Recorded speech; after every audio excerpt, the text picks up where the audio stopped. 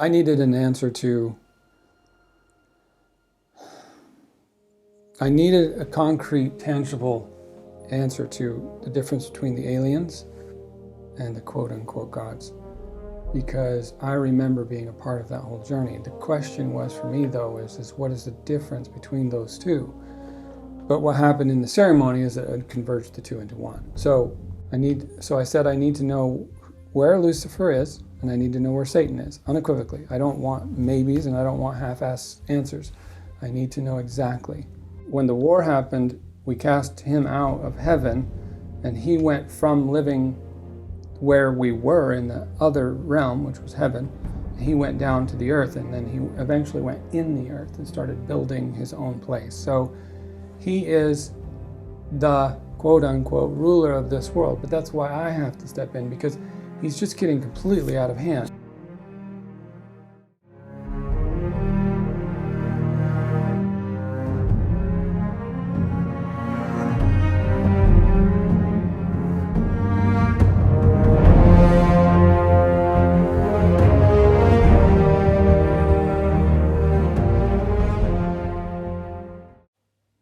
I am Jason Abraham, the Shadow Teacher 33, professional wellness and sovereignty coach, practical mystic, and warrior of truth and the grand illusion.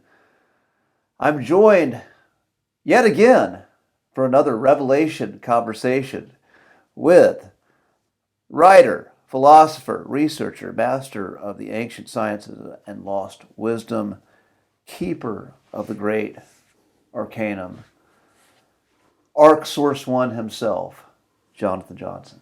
Jason, it's nice to be back, man. It's always awesome to have you back. Thanks. For the journeys that we are going to delve into. And speaking of which journeys, you just went on a ayahuasca ceremony, a plant medicine ceremony. I have never been on a plant medicine ceremony, and I believe this was your first. Am I correct on that? Yeah, this was my first time doing that. Normally I don't need stuff like that. I don't usually do those types of things, but yeah, I was I had dreams about it, and Mother specifically wanted me to see a few specific things, so it was very powerful. So you had dreams, premonitions before the ceremony. Mm-hmm. Tell me about that. Oh, it had been for years. I can achieve the same things through breath work, so I usually don't use those types of tools. But in this particular, I guess it was about a year, or maybe a little more. But I kept having dreams about that might be something that I needed to do. So the opportunity, I don't try to control that stuff. I just let it kind of come to me. And I said, well, if that's something important, it'll just happen. It'll come up. I'll have the chance to go. I'll have the money to go. And then out of the blue, the shaman called my wife, and then she felt called as well. So I guess it all just lined up. And then they gave us a bit of a discount so that it was more affordable, because we weren't in any position to be traveling and doing that financially. But it all just kind of lined out, and we just found ourselves there. So, as Carl Jung would call it, a synchronicity. Yeah. So, can you remember the dreams that you were having? Like any of the images from the dreams that were giving? One in particular, I was in a teepee, and I had been staying in the teepee. I was sleeping in the teepee, and it was quite a large lodge. And I went over to this toolbox. There was a toolbox laying on one of the hides on the bottom of the teepee there on the ground. And a shaman woman came over to me, and she said, it was a mother, it was a grandmother type figure. And she said that this will help you find what you're seeking. And so I opened the toolbox, and there was plant medicines in there, and I thought, well, that's strange, because I don't need or do those types of things very often, if ever. And so it wasn't something that I usually would do, but the dream was very clear, and it was very much Mother. She has a certain tone, she has a certain feel, And it was just her way of saying that this is something that will show you something you can't see any other way, kind of like that. So I just left it alone, and that was a year and a half or more ago. That was quite a while ago, and I just let it be. But then it just naturally found its way to us, and I had run into the shaman that ran the ceremony. I had ran into her at fire dance, where fire dance is another ceremony that I participated in twice. One, first time I did it solo, just me, and my wife did it before me, then I did it after her, while she supported, and that was really powerful. And then the next one, we both did it together. We did fire dance. And fire dance is it's a circular arbor. You come in one entrance, and then you have a central fire, or a tree in the middle, and then you have a fire near that tree.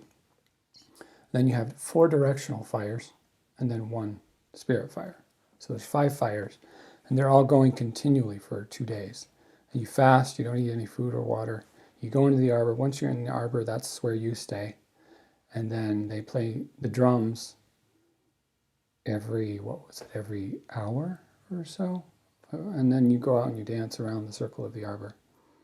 And you basically dance up and dance out all the things that you're struggling with, or you have visions. It was a very powerful ceremony. So that ceremony was kind of led up to this, because I met her at that ceremony. I met this shaman there, and I said, what do you think about that? Because I was telling her about what I had been told. She said, well, you don't need it. You don't need plant medicine at all. You know how to do it yourself. And I said, yes, I do. So we left it at that, and I never thought a word of it until just a few weeks ago. So I don't want to get too sidetracked, but a big arc of these conversations has been your belief of your past life as Yeshua ben Joseph. How does that relate to this plant ceremony, or does it at all? Is there a connection there? Is there? Yeah, that's directly connected. I think that's interesting that you would ask that, because it's directly connected. Because see, I guess we've talked about it many different times, but it's not so much claiming something as more as it's a job I have to do. So as part of that job, I have a lot of things that I have to get to the bottom of and figure out for the world. And it's not just me, everybody's doing their task. But in light of the ceremony, I needed a truth to be revealed to me. Like I had told you, I already got my bearings on who Lucifer is, but I hadn't got my bearings on who and where Satan was. I didn't have a very direct.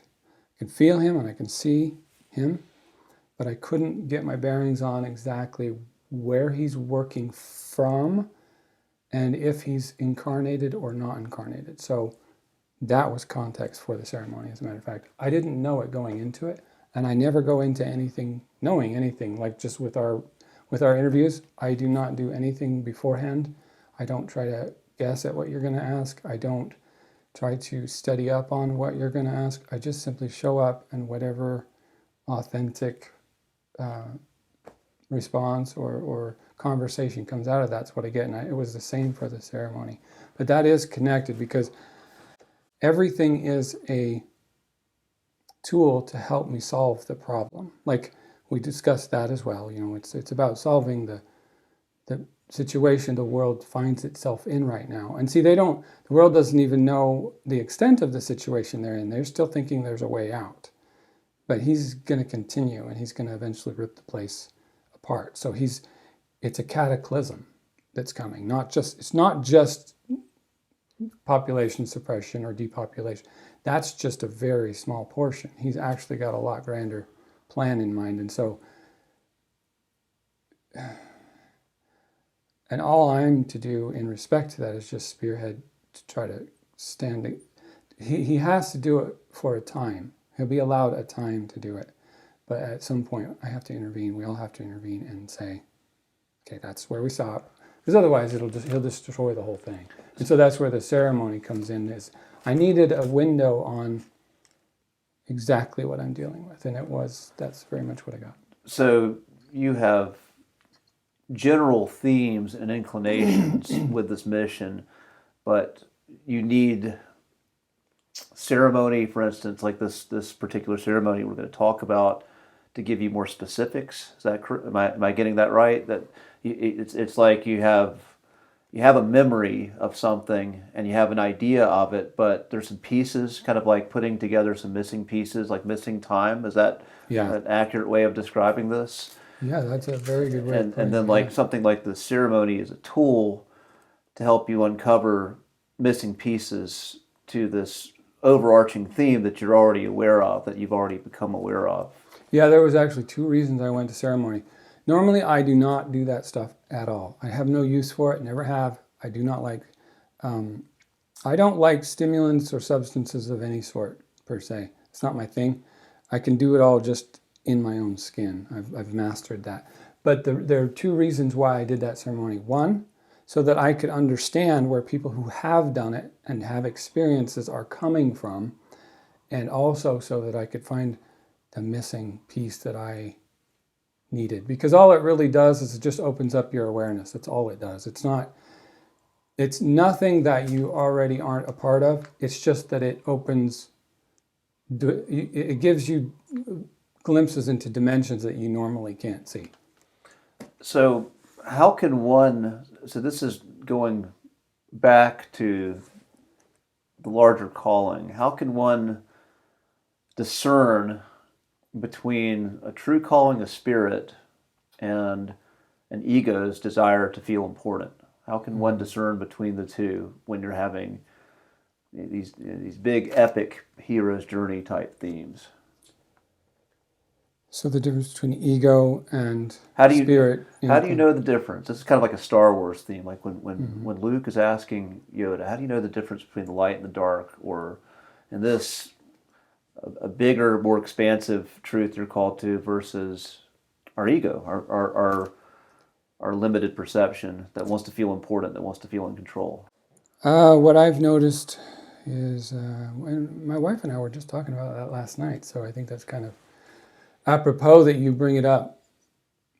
For me, there's a very distinct difference.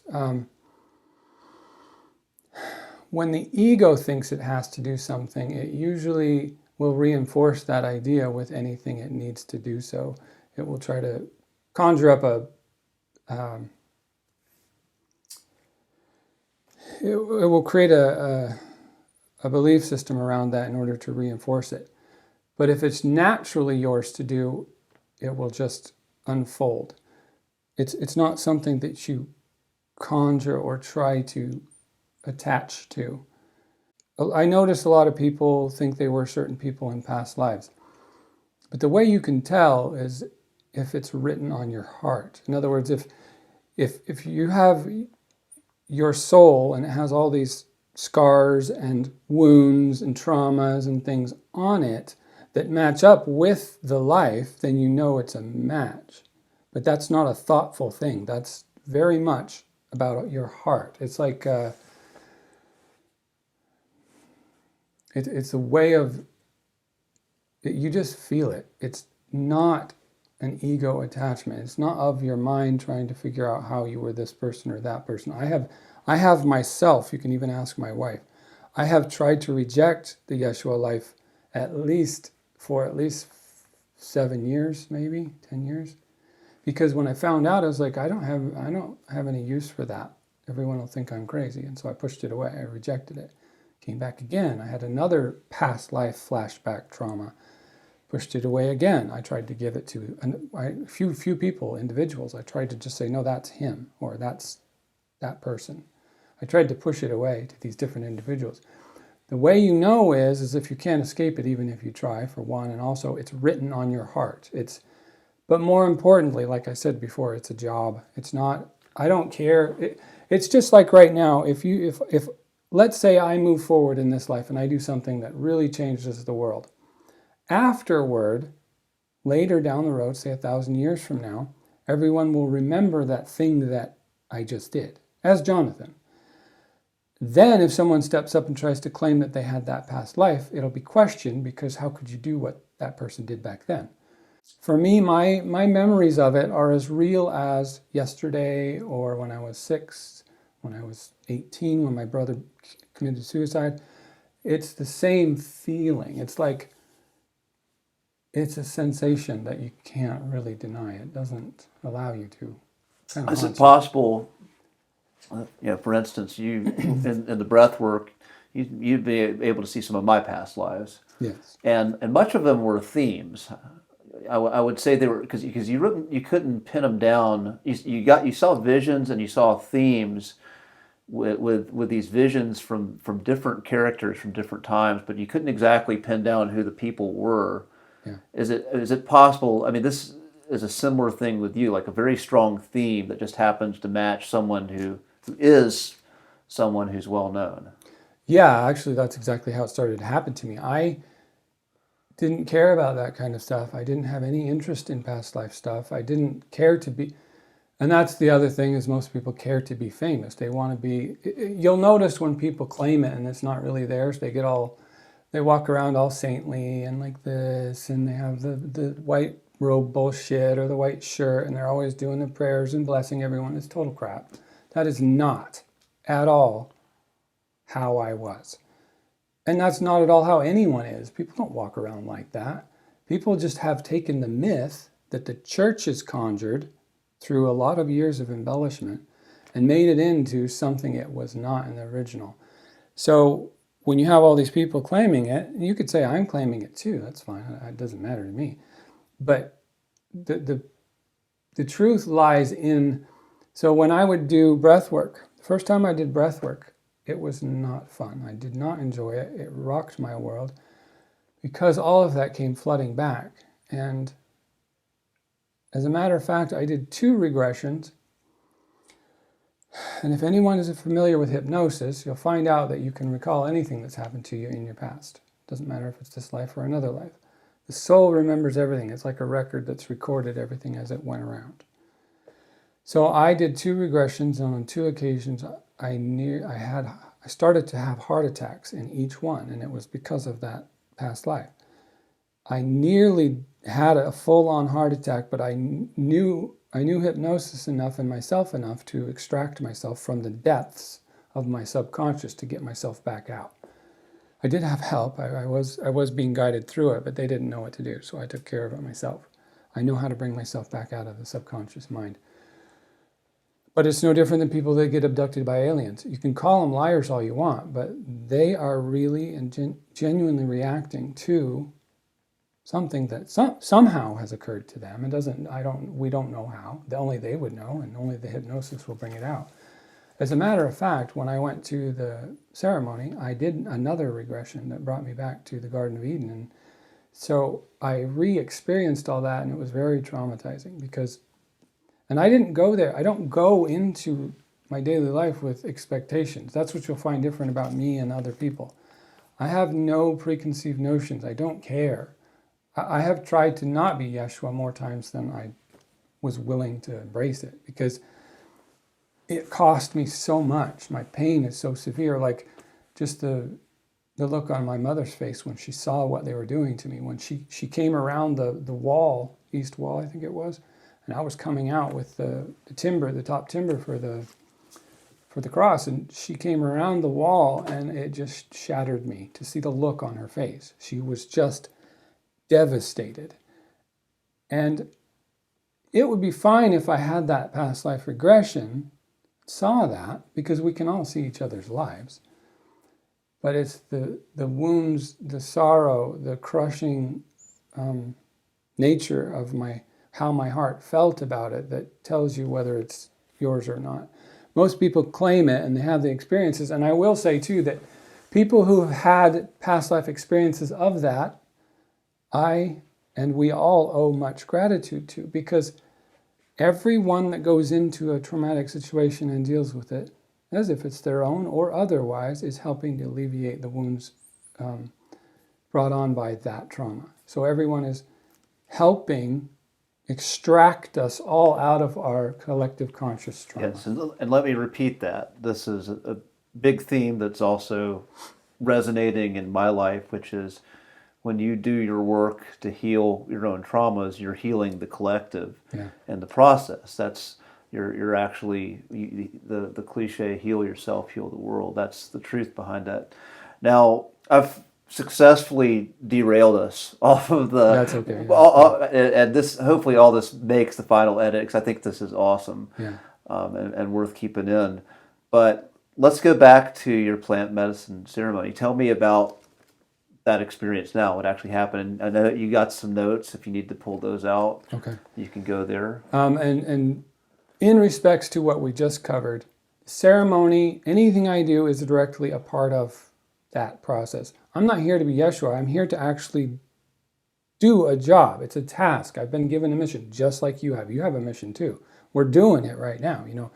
We're all doing our mission. It's just a matter of whether you're consciously aware of it or not. So going to ceremony was just another step towards solution. Because for me, every day I'm looking for solution. It doesn't matter whether it's in my sweat lodge with the people that come to my sweat lodge to pray and to sweat and to purify and to enjoy themselves. This ceremony was no different. It was new to me, and it's not something I normally do, but there was a few pieces that I was still dealing with. So before I went to ceremony, my right side of my body, I don't know if I had been sharing that with you while we've been going along, but my right side was hurting so much so that I didn't know if I could keep going. It was crushing me. The pain, the stifling nature of the feeling. It's like agony. I don't know if you've ever had severe pain, but it was like constant agony that just wouldn't go away. And it was starting to really atrophy my right side. You can even see, if you look, the blood vessels on the right side of my neck I see that, are yeah. very pronounced. I remember the last time we filmed, you were in extreme discomfort. This was after your birthday. We were celebrating your birthday. That's right. And I remember you were talking about this, and we went out to the lake. Oh yeah. And I remember. So I remember that was going, and that's been a while since that filming and this one. So it started to get so bad that I'd wake up and I'd think, oh gosh, I can't keep on like this. It was just so much. There are a lot of mornings where I'll wake up in so much pain that I kind of start to get shaky and disassociate a bit, because it's just like I can't do this. So I started feeling that right when I decided to go to ceremony. So I knew something was going to come up that was hugely relevant. And that's just it. I remember the first time, those are the telltale signs that I'm trying to articulate here. You know you're who you are when the darn trauma that your body carries matches up exactly to the past life that you keep seeing. It's not like you want to. At least I don't. I'm not that kind of guy. I'm sure you would attest to that. I don't carry it around like it's a big deal, because it's really not a big deal. It's just me being me. But I remember the first craniosacral therapist I went to see. She was a massage therapist, craniosacral practitioner. I felt the spear go in this side of me at the end of the session, and I thought, okay, that's fine. We all know what that is, but I'm just going to dismiss it. She actually attached to it, and she kept telling me I was. She kept saying, how old are you, and where are you at in your path, and because she thought I was. And then that just kept happening over and over and over. And then my awareness opened wide up, and I started seeing the Ancients of Days, and they were all following me around, working with me, helping me do things. It was like someone just took and opened my inner eye completely, and I could see the whole spirit realm instead of the physical. So in that craniosacral, that was my first recollection of a part of the trauma. I just kind of shrunk it down and dismissed it and moved on. But then before this session, it always happens too, but before this one, I started to experience my whole right side atrophying, and I thought I was either having kidney failure or something else. I thought maybe there was a tumor or a restriction in there somewhere. I thought there was one in here and down here where my gallbladder is. And it was just getting too painful. I couldn't do it. I couldn't function. So then I went to the ceremony, and my first, right out of the gate when I got to that ceremony, was a past life regression. That was the first thing I did.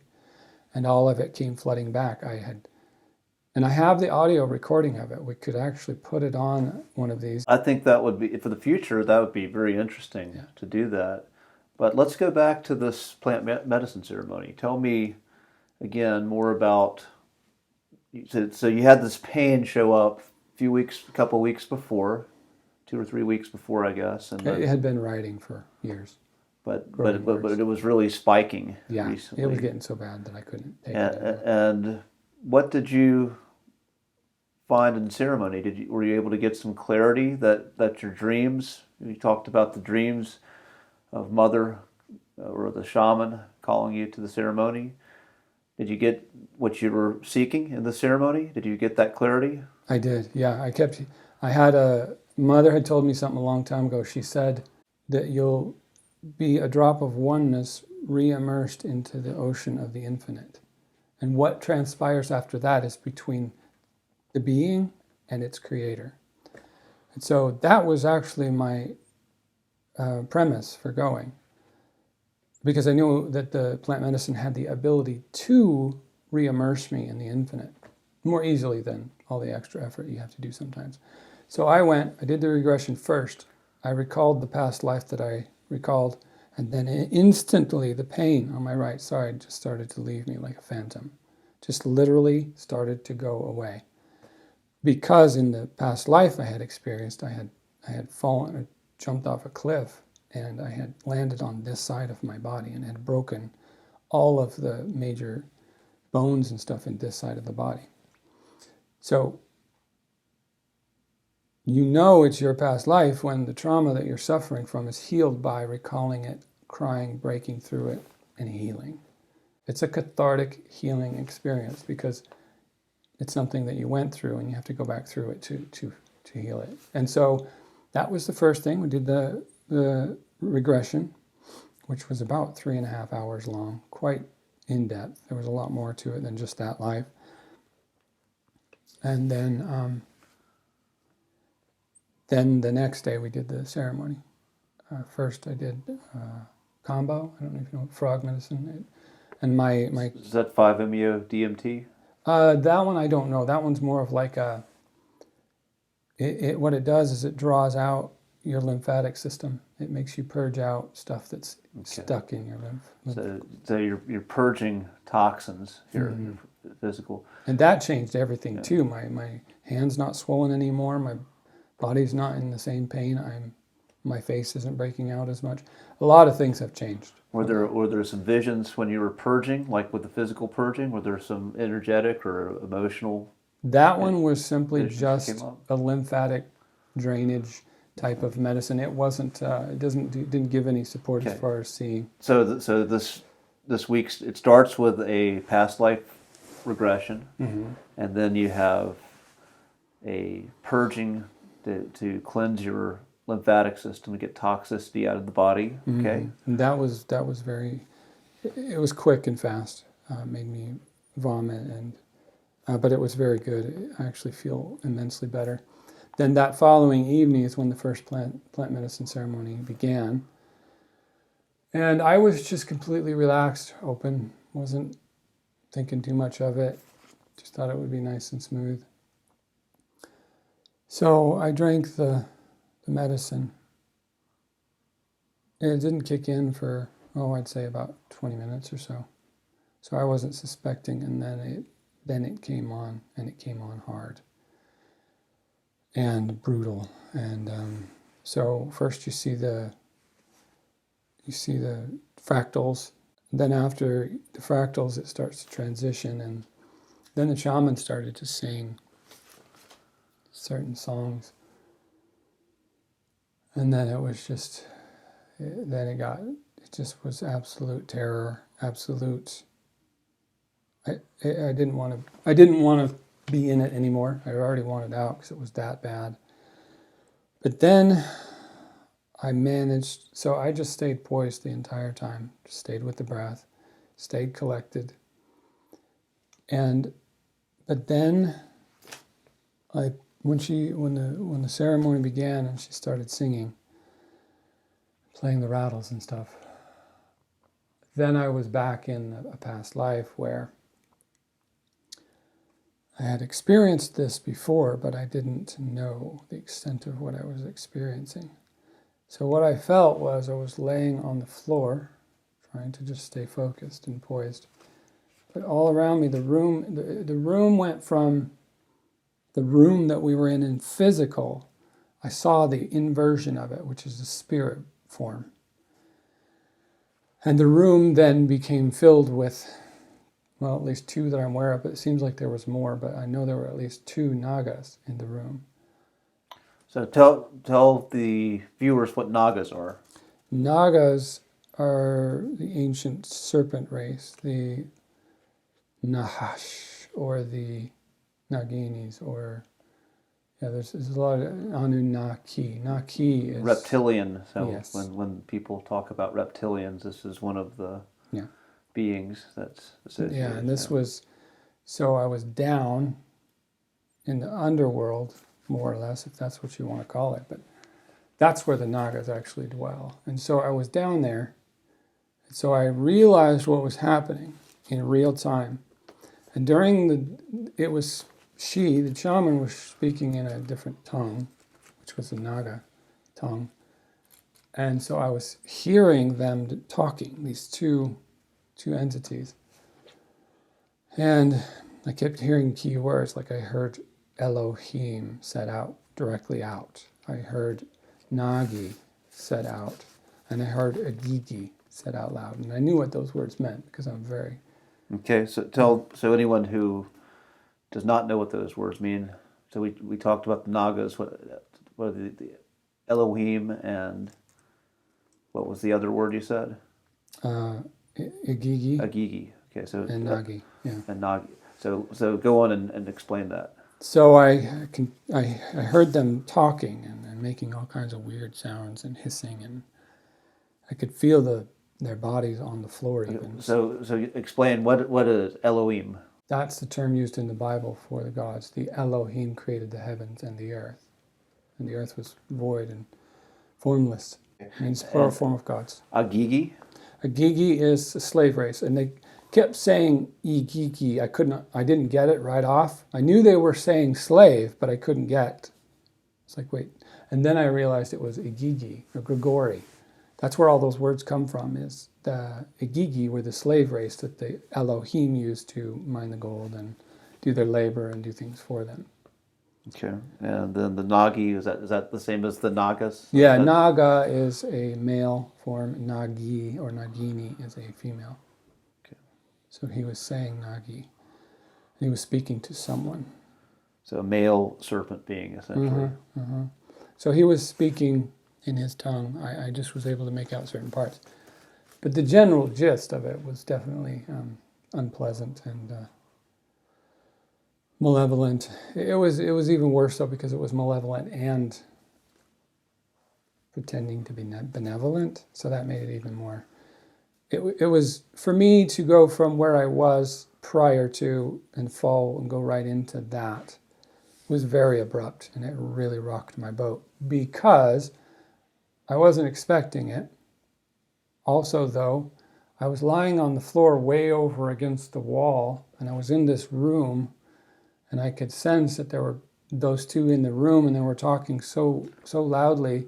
It was very disturbing because I was laying on the floor, and I was just trying to completely stay undetected. So those two in the room, would that be the Nagi and the Elohim? I believe, well, and so that's what happened. And before the ceremony, I was needing an answer to, okay, got aliens on this hand and the gods on this hand. And I needed to bridge the gap. I needed to understand the difference between who these extraterrestrials are versus who the gods are that you hear in mythology, the tall, white, giant gods, Nordic, whatever you want to call them. So I was having trouble. I was like, well, this is not making any sense.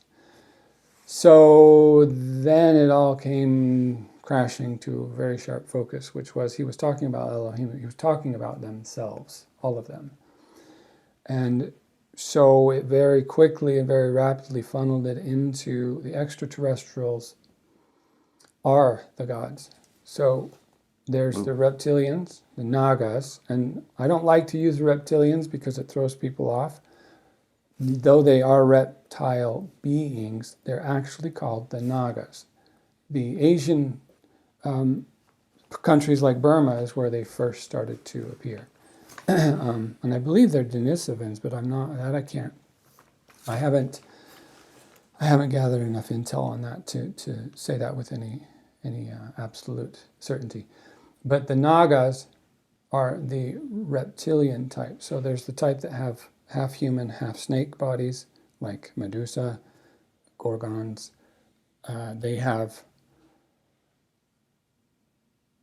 others that are humanoid, bipedal, but they also have serpent characteristics. And I actually have video of a group of people in Sumatra, I think it is, that actually have genetic throwbacks. So what I look for when I'm connecting things together is I look for places where the myths or the things that people claim were happening in the past are resurfacing and showing themselves again. So I actually found a family of Sumatra that is displaying the Naga genetic codes. And what happens is every once in a while the genetics from the ancient past will get thrown back forward into the genetic blueprint and Now, it will resurface. Now, my understanding, again, I haven't done this yet, but something I've researched a lot, something I've been quite curious about. My understanding is when you take an intense psychedelic like ayahuasca, that the ego boundary essentially dissolves, and you're able to see things without that sense of self. So the sense of, would you say that Jonathan Johnson disappeared? That concept of you disappeared? Is that accurate, or am I off on that? In my interpretation? And you're able to essentially get in all this information that's always present, but your ego is blocking out. It's filtering out. Yeah. So basically seeing beings, entities, sensations, getting this flood of energy and information into your consciousness that's normally filtered out. Yeah, it basically opens up the pineal gland.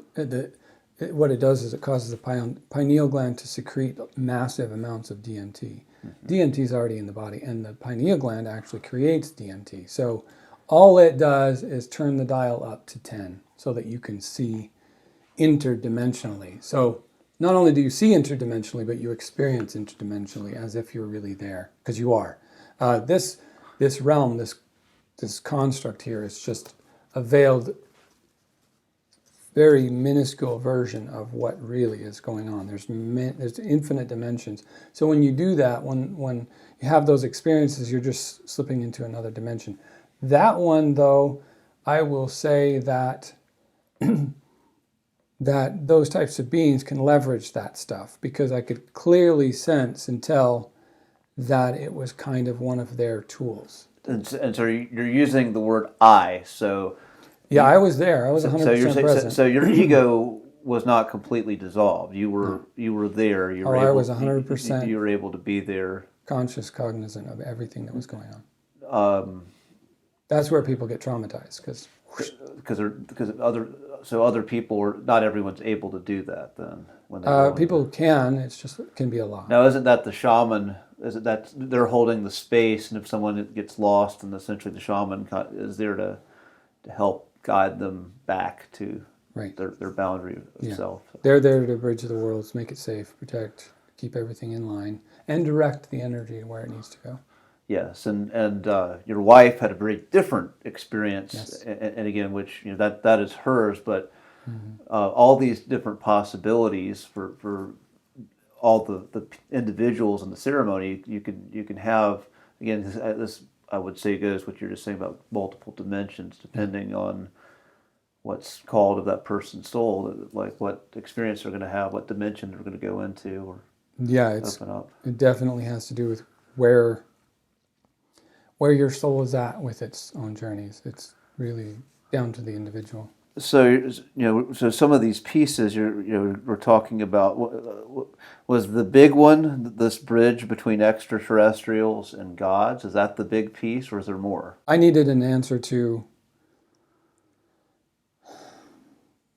I needed a concrete, tangible answer to the difference between the aliens and the quote-unquote gods, because I remember being a part of that whole journey. The question was for me, though, is what is the difference between those two?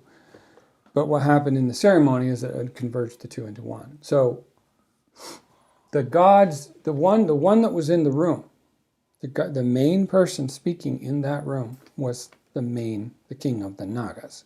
He calls himself the master. There's even stories about him in the Underworld being the master of the Underworld. So what it was answering is when I asked the question 6 months ago or whenever, or maybe it was 2 months ago, I said I need to know where Lucifer is, and I need to know where Satan is, unequivocally. I don't want maybes and I don't want half-assed answers. I need to know exactly. 2 questions that I was asking, those 2 individuals, I need eyes on target. And quickly, I know we've done this in a previous video, but quickly explain the difference between Lucifer and Satan for those who believe they're the same entity. Satan is pretending to be God of this world. He's also known as Ahriman, Satan, Kronos. There's so many names. It goes on and on. Whereas Lucifer is just, he's the light bringer. He brings the knowledge, the wisdom, and he's basically just trying to free humanity from the oppression of the rulers, and more so even just Satan. But see, he's different. He rebelled against the ones who were ruling. Okay, so and you got specific clarity on who each of these beings are and where they are. Yes. So where is? Can you talk about this on camera, or is this something do you have to just be quiet about their identities? I don't want to speak about Lucifer Prometheus, Who we've spoken off camera about because I wouldn't do that to him. He's got his hands full as it is. He's working very hard. He has good intentions. He's just trying to help the world get free of the need for gods and rulers, and he just doesn't agree with. He thinks everyone should be sovereign beings. He thinks everyone should be their own rulers, which is true. So he's not totally wrong. It's just the way he goes about doing it. He kind of screws others in the process, which is trickster energy. That's just what he does. So he's the embodiment of the trickster. He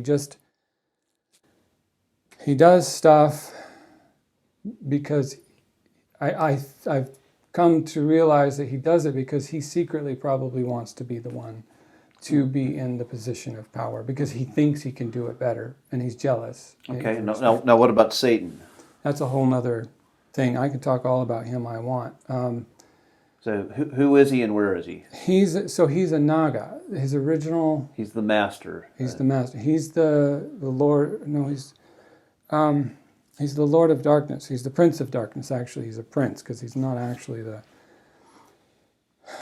he is in the Underworld. And so he's incarnated many times, but he's having more and more trouble incarnating because the energy that he keeps manifesting or keeps exacerbating continues to get more and more restrictive on his own being. So it's pulling.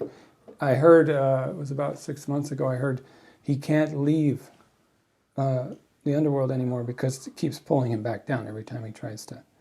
And that's because the weight of it, you can't commit those many evil acts and expect to continually execute more and more. It continues. It'll continue, and that's what I talk about, the battle with him. I don't want to fight, and I don't believe in war. War's not something that I would ever tell anyone to do. I just simply have to make sure that he doesn't destroy everything, because he will. That's all he is he'll just destroy and rape and pillage and plunder the whole works. So I just have to step in at some point and say that's far enough right there. Are you familiar with the plot of Pinocchio? And are you aware there was a remake, I guess? What's the director? The guy who did Hellboy. Oh. Guillermo del Toro. Yeah. So he did a remake, and I haven't seen it yet, but my understanding of the way he depicts Pinocchio sounds awfully similar to how you're describing Satan, as when he dies, he's granted basically, he can't die, he's granted eternal life, but every time he dies, he has to spend more time in the underworld. And that. And you talk about predictive programming or revelation of the method, that's actually revealed in Pinocchio. And so you're claiming that's the nature of Satan, actually, that every time he incarnates, he weakens, essentially. He has to spend more time down just like Voldemort. It's Voldemort, Harry Potter, another theme. And he's been trying, what they try to do is they try to commit the acts. They try to control the population through all kinds of methods, whether it's benevolence or malevolence, whether they're directly subjugating, abusing, tormenting, torturing. But eventually, they've been trying to circumnavigate karma. So all karma is, that's just a word that I use because it's familiar context for you and I. But all it really means is you reap what you sow. It just means whatever you put out comes back to you. Consequence of action. Simple. It's mathematics, just common physics law. So he's basically trying to avoid that, but you can't. Is he here or is he in the underworld now? He's still in the underworld, but he has been trying to incarnate. That's why they went to war in Iraq. One of the reasons was to get the body of Gilgamesh from the tomb that they found. They found the tomb of Gilgamesh 2 weeks prior to the invasion. So Satan wants to take the body of Gilgamesh. Well, that was one of their things they were going to do. But I think he's now changed his tune to just controlling an earthly prince, which will either be probably King Charles and Prince William. Now, those two follow perfectly. If you do your research, you'll find out those two individuals match perfectly to what, quote unquote, the Antichrist credentials have to fulfill. Interesting. Huh. And that's just simple math. That's not my preference. But this is speculation still. We're speculating. I always let everyone prove it to me. I try not to ever... I don't even like saying their names, honestly, because most of the people, like Lucifer, for instance, Prometheus, he's just doing what he thinks is right. And so I do not... I have no enemies, except that my enemies have made me their enemies. I don't want anything to do with any of that type of... I don't like labeling and putting names because I wouldn't want anyone to do that to me. But as far as the cold, hard truth, that I can't give them the easy way out just because I don't want to hurt their feelings. We all have to come to terms with and own up to our actions. No questions about it. There is no way around that. I have paid for all the things I have done, and so does everyone else. So I just don't like to talk about them too much. Now, Satan, I don't mind. Now, who he's going to control, there might be there's a handful of individuals that he's working with. So, again, let me see if I can tie all this together. We've been all over the fucking place today, which is great. It's great. That's part of the fun of the adventure of this. But you have a mission, and you needed more specific information about that mission. So hence, you were called through dreams and visions to do this ayahuasca ceremony. And in this ceremony, you are revealed the link between aliens and gods of ancient religions, or what's written about as gods, and you found them to be the same. And the other part of this, two beings, Lucifer / Prometheus, the light bringer. You discovered his identity, which you found before this, though, because we talked about that before. But this was more about Satan, or the false god of the Matrix, the false god of this world and the world of illusion.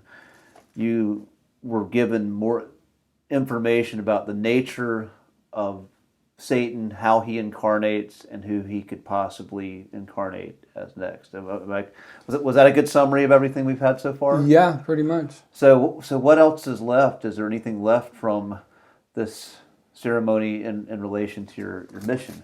Yeah, it clarified that. Okay, if you're familiar with your scripture, it says the devil was cast out of heaven, that great serpent, the serpent of old, the devil. The serpent word there that they're referring to is what it's talking about. So, but see, I'm uncovering things that I didn't know before. Sometimes you have to go deep to get the answers you're looking for. Because I remembered in my past life, they created us, and they created us. They took Homo erectus, and they took their DNA. So let me stop there. So you're saying the Elohim created, and we are the Agigi, we're the slave race. Mm-hmm. So you're that's what was revealed in this vision. Again, I have my own beliefs about this, which are not necessarily in alignment with yours. I actually, believe it or not, I hold some traditional Christian values. So, and I will defend those values, but I love having these discussions regardless. Just out of curiosity, what are they? Which ones differ, or? So my traditional values are more of a Christian mystic, not so much like of the mainstream, but I believe all comes from a creator. All comes from all like there is a creator God, right, and everything emanates from that, essentially. I believe that humanity is not a slave race, that we have the spark of God in us, and that we're called to reconcile with the true right, creator. Well, that's what I was trying to clarify in the last video, and that's one of the things that we discussed. So that's what I'm trying to clarify for everyone. So my father and my mother are the creators that you're speaking of. They're the true biblical gods. He stepped in between the people and Father. Do you understand? Right, and he called himself God. That's what people are getting. So the language is different. I would say the Lucifer and Satan are interchanged from the Christian perspective, and I would say I come from more like a Steiner perspective. I'm more from the mystical side, where I like how he presents these concepts where Lucifer is bringing light and ideas, but is also escapism. That's the shadow side of Lucifer. Lucifer brings important information that I would say of the spiritual nature, that is, when used in balance in an embodied way, it opens up the higher energy centers of humanity. It opens up that perception, but used in an ungrounded way, it leads to escapism. Ahriman, the Lord of Darkness, is the cold, rational, materialistic Lord of Density, but at the same time, some of the Ahrimanic traits. I would say our world is mostly Ahrimanic in the way it's set up. I don't want to repeat too much. I said this in another video from the Steiner perspective, but like the making everything numerical, everything quantifiable, everything measurable, like the modern science and making science your religion is a very Ahrimanic ideal. Well, and then Christ being what balances those two things out, what's in the middle, which and the Christ spirit is the highest potential of a human being. Yeah, and I'm glad, see, that's why I asked that question, because I'm glad you clarified that, because that is the actual picture. So when I'm saying that they were talking about the Agigi or the slaves, what I'm saying is you have my father and my mother are the creators with my assistance, with your assistance, with everyone's assistance. We're all part of it. We're all co-creators is the word everybody uses. Right, because we are participating with creation, and our acts are influencing creation. So hence we are co-creating, because Right. what we do matters. Right, and your beliefs and your view of the world causes it to change. Whatever you focus your attention on is what creates the reality that you live. Like And so that's the highest, that's the highest thing that people can gather out of this whole journey is they'll eventually realize that they were the creator all along, which is fine. But as far as context to the narrative, my father and my mother, your father and your mother, if you remember them, are the ones who created this. But then the first being who was created, started thinking it was all him. So he then started to claim that he was God. I am the only God and there's none other besides me. He's trying to stake his claim to the people of the earth that he is their Lord, their God, and there's no others. That's not true. Father and mother preceded him. We're eternal. There's no context for when. There is no beginning or end for us. So when I'm talking about the Gigi or the Elohim and all that, what I'm saying is a Naga being, Satan, the serpent, he started telling the people of the earth that he was their God, when in fact he was not actually their God. He created man by genetic modification. These bodies that we're in right now are a product of blending the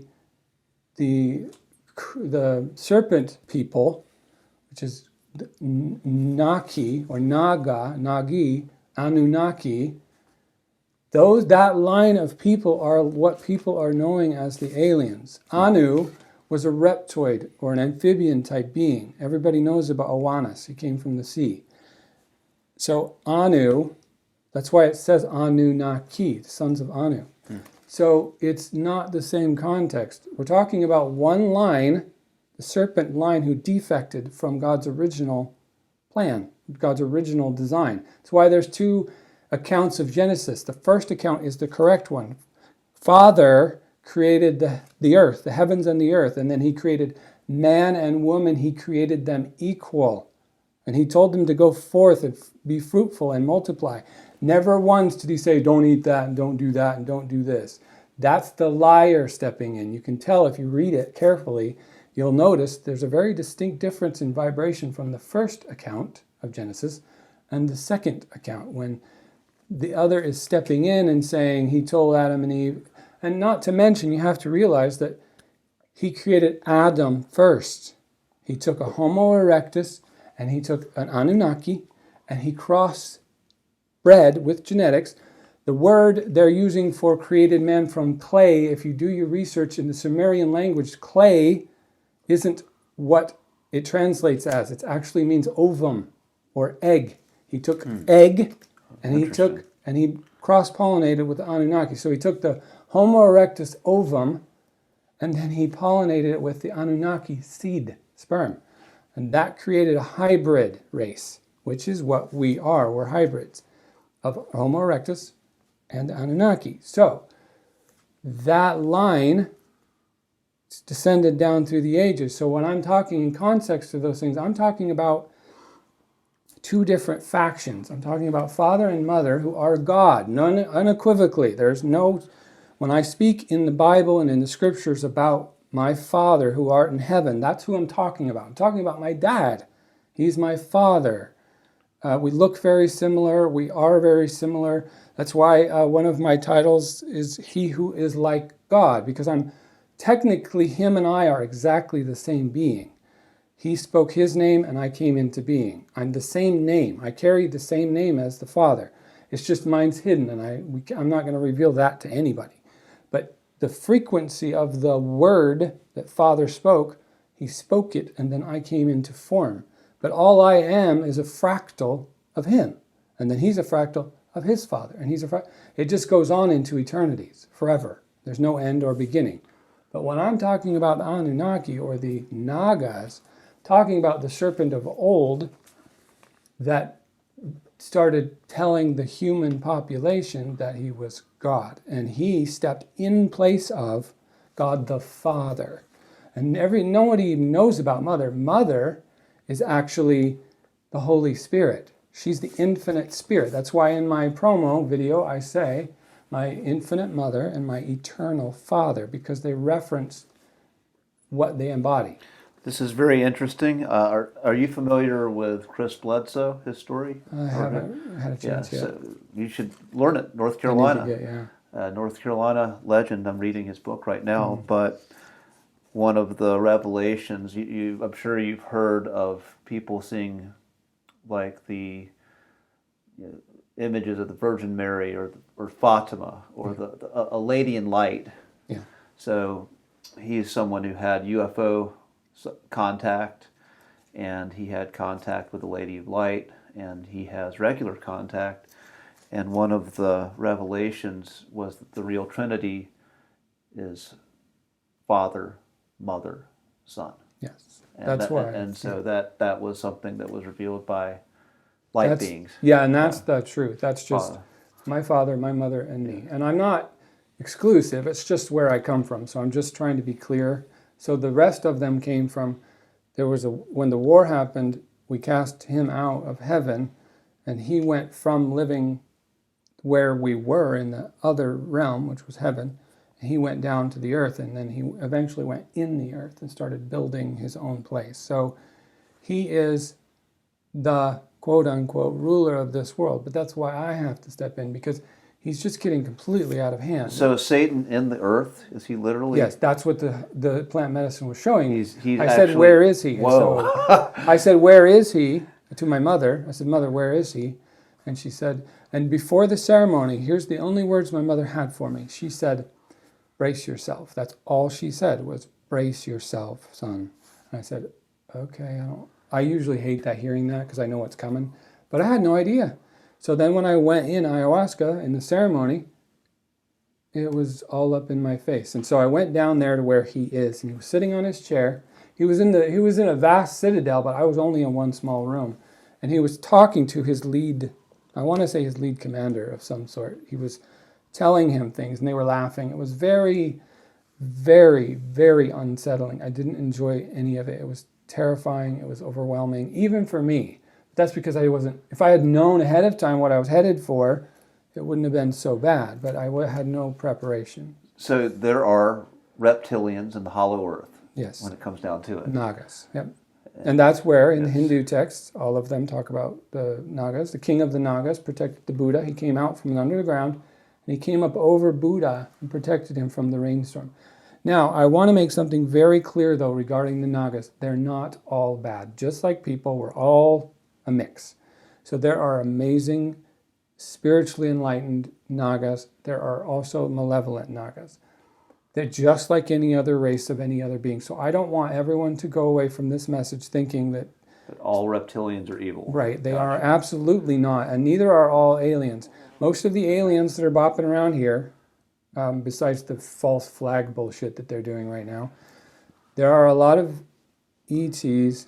I shouldn't use ET because there's no such thing as extraterrestrial. The other dimensional interdimensional, yes. The other interdimensional beings that are coming around here, many of them are trying to help out, give a hand. They're not. Right. Yeah. But the Nagas are controlling a group of them, the Greys and a few others, that are being imposters. They're pretending to be either malevolent or benevolent beings to create a sense of a false flag operation for the world leaders to then have to step in and save everybody's butt. So what they do is they do the villain savior routine. That's their favorite playbook. It's pro wrestling, yes. right? Yes, exactly. You be the bad guy, I'll be the good guy, and we'll get what we want. Right. Done. Yeah. So that much I figured out. Yeah.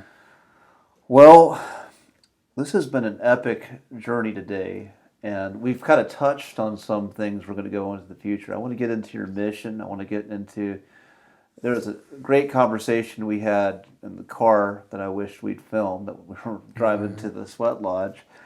But there's some things about that where you talk about your mission. You talk about a plan that you have for humanity. And father, mother, you've talked about that a little bit more detailed here, and I want to do a whole talk on that, on father, mother, son, the whole Trinity concept. Yeah, I just wanted once and for all everyone to understand the difference between the gods, plural, and the actual creator gods, mother and father, the Trinity. This is all a great mystery, and this is your perspective. Yeah. And so that's what I believe. Anybody watching this, we're just sharing perspectives, we're sharing an idea, and don't just take Jonathan's word for it, don't take my word for it. Ask your soul, ask these questions, and ask, is this true? Yeah. And this is how we get to the truth. And on that note, I'm going to say sayonara. We'll see you in the next revelation conversation if the earth still stands. Thanks, at that Jason. point.